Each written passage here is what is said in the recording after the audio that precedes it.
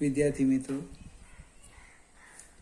Chapter 10 આપણે example જોઈએ. શરૂઆત કરીએ ઉદાહરણથી. પહેલું ઉદાહરણ છે, આપણી સાપેક્ષે આકાશ ગંગાએ કેટલી ઝડપથી ગતિ કરવી જોઈએ કે જેથી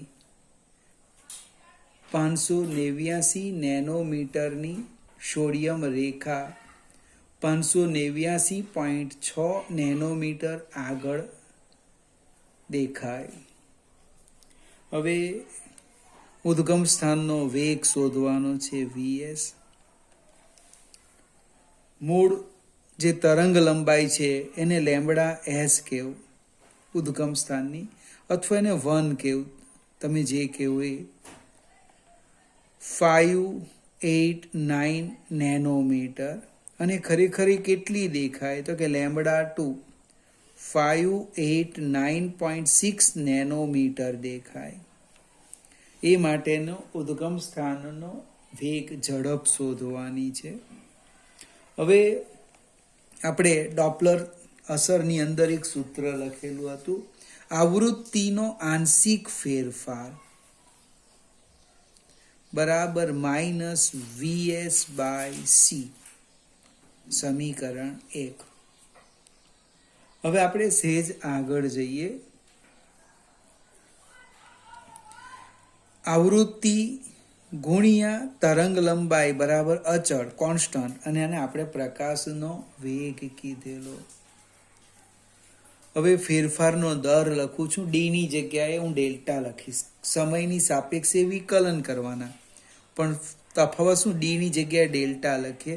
હું આવૃત્તિ અચળ રાખું તો delta lambda by delta T plus, હવે લેમ્બડા અચળ, ડેલ્ટા આવૃત્તિ બાય ડેલ્ટા ટી બરાબર ડેલ્ટા સી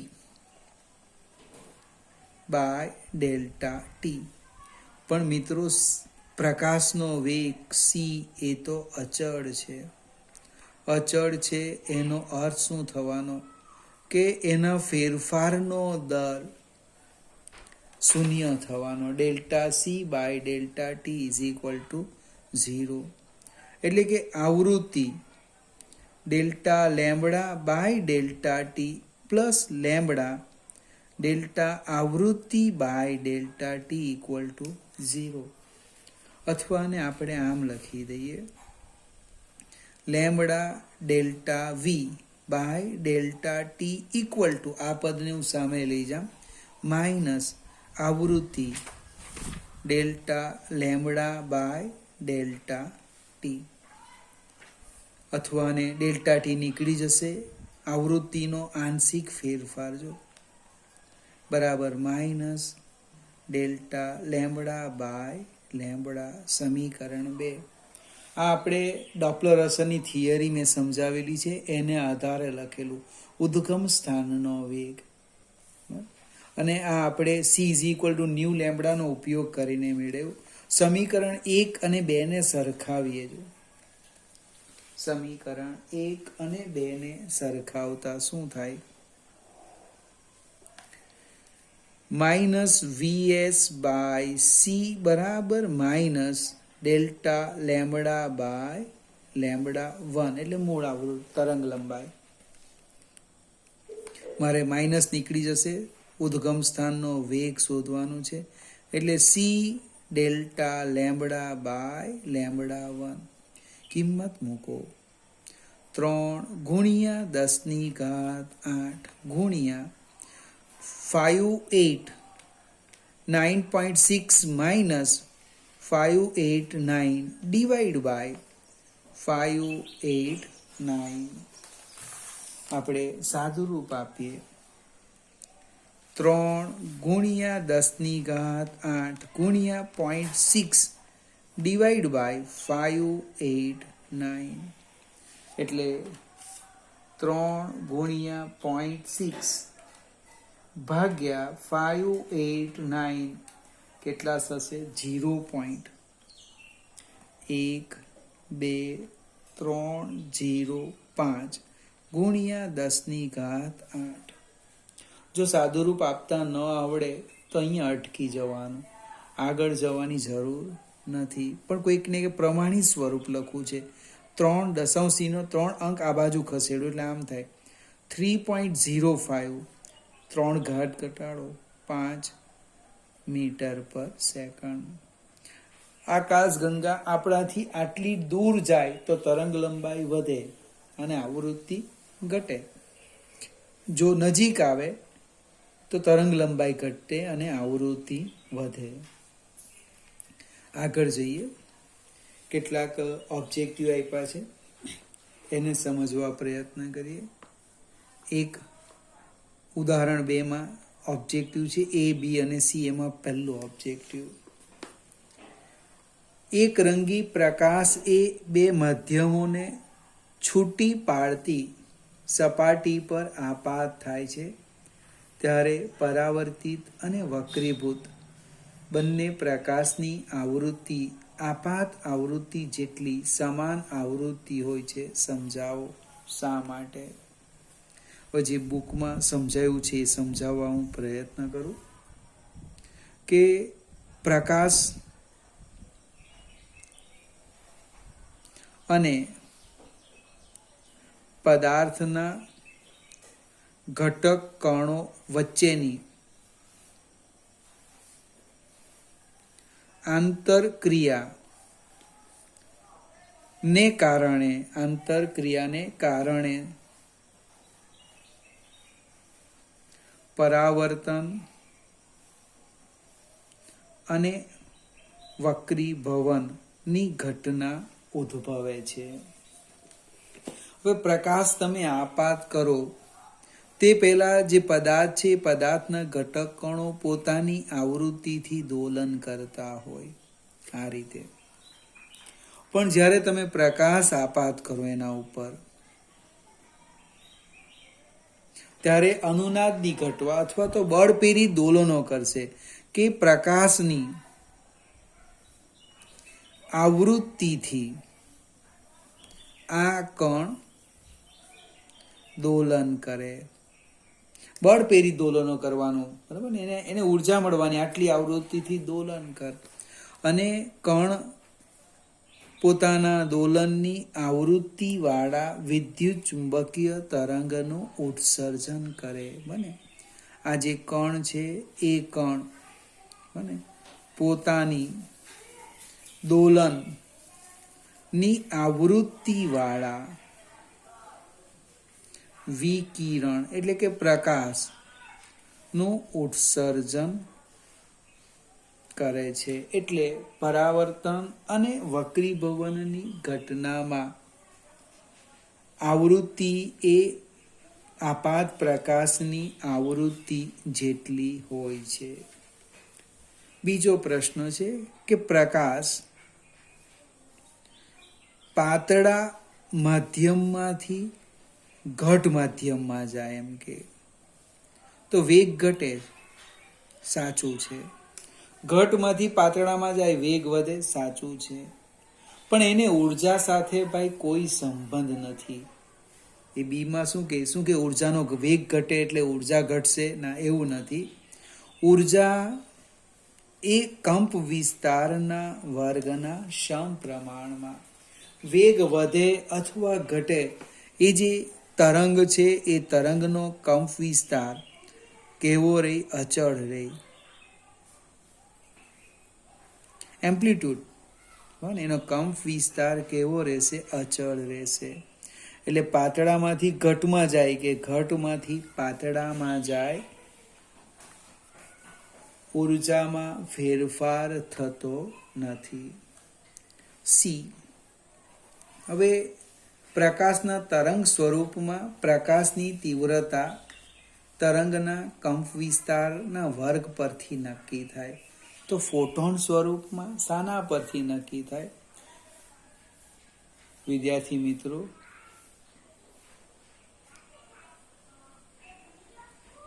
આપણે આ જે પ્રશ્ન છે એનો અડધો જવાબ તો આપણે એમને લખી શકીએ કે તીવ્રતા એ કંપ વિસ્તારના વર્ગના સમપ્રમાણમાં. પણ પ્રકાશનું કયું સ્વરૂપ લેવાનું? તરંગ સ્વરૂપ. અંદર લખ્યું જ છે. જો પ્રકાશનું કણ સ્વરૂપ લેવામાં આવે તો તીવ્રતા કેવી રીતે નક્કી થાય? કણ સ્વરૂપમાં કંપ વિસ્તાર આવતો નથી, તો એ ફોટોનની સંખ્યા પરથી નક્કી થાય. કણ સ્વરૂપમાં જે તીવ્રતા છે એ તીવ્રતા ફોટોનની સંખ્યા પરથી નક્કી થાય. હવે આપણે છોડી દઈએ. આના પછીનું 11મું ચેપ્ટર સમજાવીશ ત્યારે તમને ખ્યાલ આવે કે ફોટોન શું છે. અને કદાચ કેમેસ્ટ્રીમાં શબ્દ આવી પણ ગયો હોય. મને એચન્યુ ફોટોન કહેવાય. એની સંખ્યા વધારે તો તીવ્રતા વધારે, સંખ્યા ઓછી તો તીવ્રતા ઓછી. મને એ ઉર્જા છે. ટૂંકમાં આ સી આપણે રવા દઈએ. ત્રીજો એક્ઝામ્પલ, બે સ્લીટ વચ્ચેનું અંતર 1 મિલીમીટર છે. બે સ્લીટ વચ્ચેનું અંતર ડી 1 મિલીમીટર, મિલી પૂર્વક છે, 10⁻³ મીટર. અને પડદો 1 મીટર દૂર રાખવામાં આવેલું છે. એટલે સ્લીટ અને પડદા વચ્ચેનું અંતર આપ્યું છે 1 મીટર છે. જ્યારે 500 નેનોમીટર તરંગ લંબાઈનો બ્લુ ગ્રીન પ્રકાશ વાપરવામાં આવે ત્યારે સલાકાઓ વચ્ચેનું અંતર કેટલું હશે? થોડો કોમ્પ્લિકેટેડ પ્રશ્ન પૂછ્યો. 500 નેનોમીટર, 500 નેનોમીટર, નેનો પૂર્વક છે, 500 ગુણ્યા 10⁻⁹ મીટર. આ બે મીંડા કાઢી નાખો તો આમ પણ લખાય 5 × 10⁻⁷ મીટર. હવે સલાકાઓ વચ્ચેનું અંતર એટલે બે ક્રમિક પ્રકાશિત અથવા બે ક્રમિક અપ્રકાશિત સલાકા વચ્ચેનું અંતર પૂછેલું છે, બીટા. પણ લોકો સીધું નહીં લખ્યું મને, તો બીટા આમ લખાશે. બે ક્રમિક વાક્ય રચના જોજો. બે ક્રમિક સલાકા વચ્ચેનું અંતર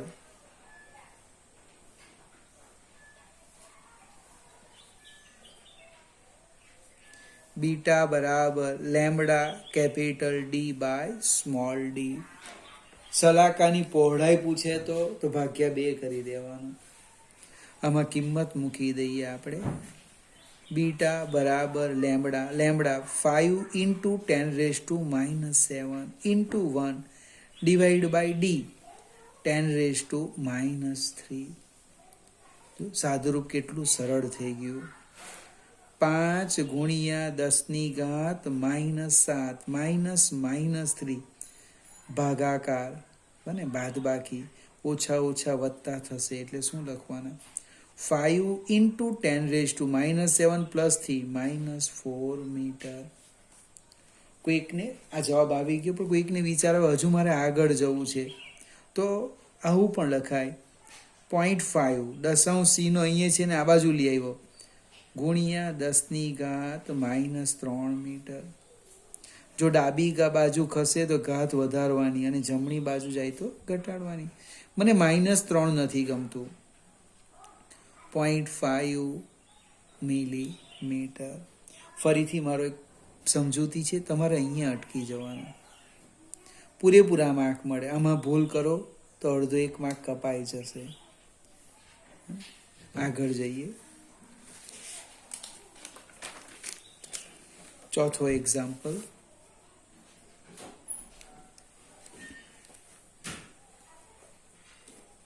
એ પાછા કેટલાક ઓબ્જેક્ટિવ આપેલા છે. સ્લીટ નીચે દર્શાવેલ દરેક કિસ્સાને કારણે યંગના બે સ્લીટના પ્રયોગમાં વ્યતિકરણ સલાકાઓ ઉપર શું અસર થશે? હવે સ્લીટ ધરાવતા સમતલથી પડદાને દૂર ખસેડવામાં આવે. પ્રકાશ ઉદ્ગમને બદલીને બીજી નાની તરંગ લંબાઈ વાળો અને સ્લીટ વચ્ચેનું અંતર એ, બી અને સી એક સાથે સમજાવો. 3 પ્રશ્નો એક જ સૂત્ર ઉપર આધારિત છે, એ, બી અને સી. જસ્ટ હમણે જોઈ ગયા. સલાકા ઉપર શું એટલે સલાકાની પહોળાઈ અથવા બે ક્રમિક સલાકા વચ્ચેનું અંતર. હું આ સૂત્ર લખું છું. બે ક્રમિક સલાકા વચ્ચેનું અંતર સૂત્ર જ લખી દઈએ આપણે. બે ક્રમિક સલાકા વચ્ચેનું અંતર બીટા બરાબર lambda capital D by small D. હવે આપણે ત્રણે વારા ફરતી લખીએ. જો બીટા ચલે છે લેમ્બડા, બીટા ચલે છે કેપિટલ ડી અને ચલે છે 1/સ્મોલ ડી. પહેલો પ્રશ્ન છે એમાં શું કીધું છે? પડદો કેપિટલ ડી વધે તો બીટા વધે. મને આર્યા ડી વધે તો બીટા વધે. એટલે બે ક્રમિક સલાકા વચ્ચેનું અંતર વધશે, સલાકાની પહોળાઈ વધશે. ઊંધું બી થાય, ડી ઘટે બીટા ઘટે, બે ક્રમિક સલાકા વચ્ચેનું અંતર ઘટે એટલે સલાકાની પહોળાઈ પણ ઘટે. તરંગ લંબાઈ નાની લેવાના બીમાં, અને લેમ્બડા નાના, બીટા પણ શું થવાના? નાના. બે ક્રમિક પ્રકાશિત કે અપ્રકાશિત સલાકા વચ્ચેનું અંતર ઘટશે. સ્મોલ ડી ઘટાડવામાં આવે, વ્યસ્ત પ્રમાણમાં છે. ડી ઘટે તો બીટા વધે. ફરીથી 1 માર્કનું ઓબ્જેક્ટિવ છે. આ 3માંથી 2ને અચળ રાખવાનું. જ્યારે લેમ્બડાની વાત કરે તો કેપિટલ ડી અને સ્મોલ ડી અચળ, કેપિટલ ડીની વાત કરે તો આ 2 અચળ, અને આની વાત કરે તો આ 2 અચળ. બને તો આ પરફેક્ટ આપણે ચર્ચા કરી શકીએ. હવે વધે ઘટે જે હોય તે તમારો જવાબ આ સૂત્ર પરથી આપવાનું. કોઈક મિત્ર તો ડાયરેક્ટ અહીંથી જ લખી દે, લેમ્બડા વધે બીટા વધે, લેમ્બડા ઘટે બીટા ઘટે, ડી વધે બીટા વધે, ડી ઘટે બીટા ઘટે, ઘટે વધે વધે ઘટે. આ આપણે એ બી સી અને ડીની વાત કરી. સોરી, એ બી સી. હવે ડી પર જઈએ. ડી શું છે? બે સ્લિટ ધરાવતા સમતલની નજીક ઉદ્ગમ સ્લિટને ખસેડવામાં આવે.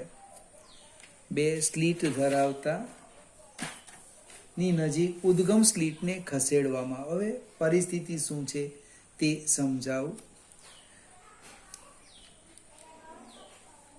આપણે વ્યતિકરણમાં યંગનો જે પ્રયોગ છે એ પ્રયોગની ચર્ચા કરીએ. આ પહેલી એક ઉદ્ગમ સ્થાન છે આ, અને આ બીજી 2 સ્લિટ લીધેલી છે. આ જે અંતર છે એ સ્મોલ એસ લઈએ, અને આ જે અંતર છે એને કેપિટલ એસ કહીએ. હવે વ્યતિકરણ ક્યારે દેખાય? વ્યતિકરણની શરત, વ્યતિકરણની શરત. આ જે અંતર છે એ સ્મોલ ડી છે. તો વ્યતિકરણની શરત છે small S by capital S is less than lambda by capital D. જો તમે આ એક સ્લિટ વાળા ઉદ્ગમ સ્થાનને 2 સ્લિટ નજીક લાવો તો એસ ઘટે. એસ ઘટે એટલે ગુણોત્તર વધશે, વ્યતિકરણ દેખાશે નહીં. ડી. ફરીથી તમે આ જે છે એને આની નજીક લઈ જાઓ, નજીક, તો કેપિટલ એસ વધવાનો. આ કેપિટલ એસ, આ કેપિટલ એસ વધે ઇટ મીન્સ ગુણોત્તર મોટો થવાનો. બની શકે આના કરતાં આ શરતનું પાલન નહીં થાય તો વ્યતિકરણ દેખાશે નહીં. સેજ આગળ જઈએ. ઈ ઉદ્ગમનું માપ એટલે આ જે સ્લિટની પહોળાઈ છે એ સ્મોલ એસ. 2 સ્લિટ ધરાવતા સમતલથી તેનું અંતર એસ છે. 1 મિનિટ મિત્રો. ઉદ્ગમ સ્લિટની પહોળાઈ વધારવામાં આવે તો પણ સેમ પ્રશ્ન આવવાનો. જો એસ ઘટે, એસ ઘટે એટલે આ ગુણોત્તર વધે. ગુણોત્તર વધે, વધતો જાય તો એક સ્થિતિ એવી આવે કે વ્યતિકરણ દેખાશે નહીં. હવે તમે સ્મોલ એસ વધારો તો પણ શું થવાનું? Small S by capital S ગુણોત્તર વધે. ગુણોત્તર વધે એટલે અમુક વધારતા જઈશું પછી વ્યતિકરણ દેખાશે નહીં. ટૂંકમાં આ શરતનું પાલન નહીં થાય તો વ્યતિકરણ જોવા નહીં મળે. એટલે આ અંતર ઘટાડો કે આને વધારો બંને કેસમાં વ્યતિકરણ જોવા મળે નહીં. હા, તમે સ્મોલ એસ ઘટાડો અથવા આને વધારો તો આ શરતનું જો પાલન થશે તો વ્યતિકરણ જોવા મળશે. એફ હું રવા દેવું છું અંદર. ABCDEF આવા પ્રશ્ન છે. આપણે આગળ જઈએ. ઉદાહરણ 5 લઈએ. હવે ઉદાહરણ 5માં શું લખ્યું છે કે ઉદાહરણ 3માં દરેક સ્લિટની પહોળાઈ કેટલી હોવી જોઈએ કે જેથી એક સ્લિટની ભાતમાંની મધ્યસ્થ અધિકતમમાં 2 સ્લિટ ભાતના 10 મહત્તમો આવે. મજાની ચર્ચા આપી છે. હવે ત્રીજા દાખલાની રકમ ખરેખર લખવું પડે. સ્મોલ ડી છે 1 મિલીમીટર એટલે ડાયરેક્ટ લખવું -3 મીટર. કેપિટલ ડી આપ્યું છે 1 મીટર અને લેમ્બડા છે 500 નેનો. નેનો એટલે હું ડાયરેક્ટ લખી દઉં -7 મીટર. પ્રશ્ન છે વિવર્તન ભાતમાં સ્લિટની પહોળાઈ શોધવાનો. આપણે એક ફિગરની જો વાત કરીએ તો આ રીતના થશે. આ આપણે પડદો લઈ લઈએ. આ એનું મધ્ય બિંદુ લઈ લઈએ અને ધારો કે અહીંયા nમી પ્રકાશિત શલાકા છે એટલે આ જે અંતર છે એ xn થશે. આ કેપિટલ ડી છે. તો nમી વ્યતિકરણ અથવા nમી પ્રકાશિત શલાકાનું જો હું લખું છું વાક્ય રચના nમી પ્રકાશિત શલાકાનું અંતર આપણે ડાયરેક્ટ લખીએ. અંતર ક્યાંથી માપવાના? અહીંયાથી આ લંબ દ્વિભાજક આવેલા બિંદુ પરથી. તો આપણે આવું લખેલું xn = યાદ આવતું હોય તો n lambda capital D by small D. xn પદ તફાવત લખેલો.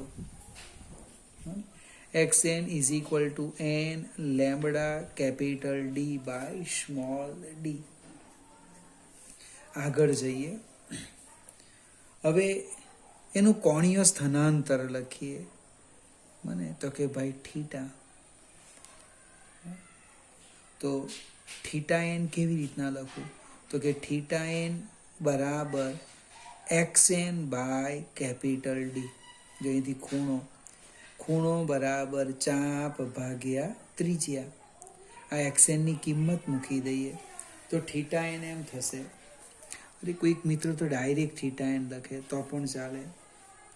xn n lambda capital D by small D into capital D. આ લગભગ નીકળી ગયા. Theta N = n lambda by D. આને 1 આપો. હવે અહીંયા n બરાબર 10 છે. બને હમણે લખવું હોય તો હમણે લખું અથવા તો પછી લખું. થીટા 10 માટેનું કોણીય સ્થાનાંતર 10 લેમ્બડા બાય ડી. આને 1 આપો અથવા આને 1 આપો, જે યોગ્ય લાગે તે. હવે વિવર્તન ભાતની વાત કરીએ. વિવર્તન ભાતમાં મધ્યસ્થ અધિકતમની કોણીય પહોળાઈ. હવે મધ્યસ્થ અધિકતમની કોણીય પહોળાઈનું સીધું સૂત્ર લખું છું. 2θ = twice lambda by a. 2θ = twice lambda by a. કોઈકને ન યાદ આવે તો સમજાવું. ફિગર આ રીતની હતી. આમ આપણે લખેલું આમ. બને આને થીટા કીધેલું. બને આ કોણીય પહોળાઈ તો કે ચાપ ભાગ્યા ત્રિજ્યા. પ્રથમની ન્યૂનતમની શરત લખેલી મને a sine theta equal to N lambda, N is equal to 1 લખેલું, અને સાઇન થીટા એકરૂપ થીટા લખેલું, એટલે a theta is equal to lambda, એટલે theta is equal to lambda by a. બંને બાજુ 2 વડે ગુણવાના, કારણ કે કોણીઓ પોડાય ને એટલે આ પણ થીટા થાય ને, એટલે અમે સીધું જ સૂત્ર. હવે આવી બધી ચર્ચા વારંવાર નહીં લખાય, આપણે લખી દઈએ 2 theta is equal to twice lambda by a. હવે આની કોણીય પહોળાઈમાં કેટલી પ્રકાશિત શલાકા આવી જાય? 10 પ્રકાશિત શલાકા આવી જાય. એટલે આ અને આ બંને સરખા છે. સમીકરણ 1 અને 2 પરથી, અથવા તો લેસ ધેન બતાવી દઉં મને. સમીકરણ આપણે લખીએ, સમીકરણ 1 અને 2 પરથી હું સીધું જ લખી દેમ. 10 lambda by D is equal to twice lambda by a. એટલે એ બરાબર કે લેમ્બડા નીકળી જશે, એ બરાબર થવાના ટ્વાઇસ ડી બાય 10. એટલે ટ્વાઇસ ડી આપણા કેટલા છે? 10⁻³ ડિવાઈડ બાય 10, એટલે કે 2 × 10⁻⁻4 મીટર.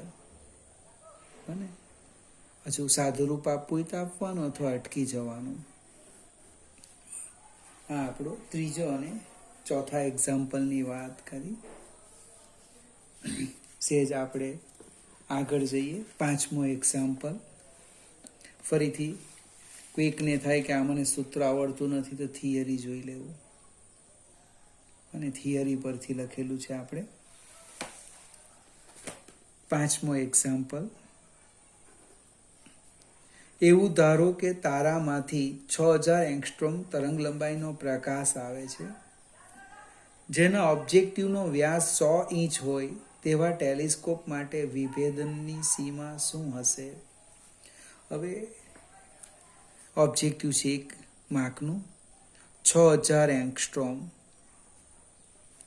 એટલે એને મીટરમાં ફેરવવું હોય તો 6000 × 10⁻10 મીટર.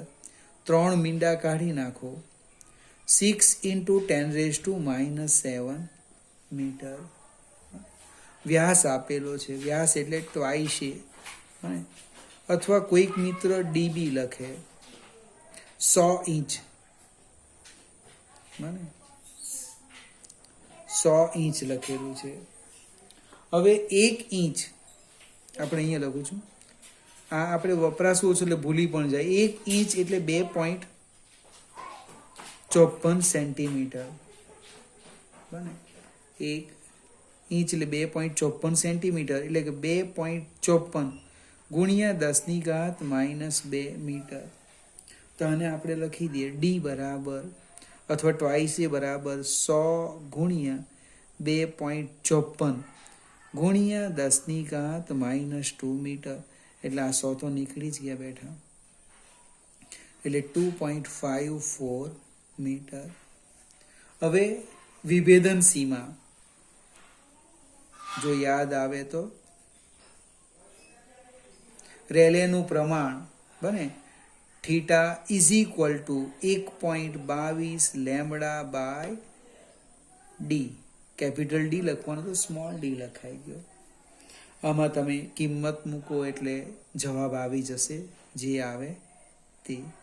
1.22 લેમ્બડા કેટલા લખ્યા? 6 × 10⁻7 ડિવાઈડ બાય 2.54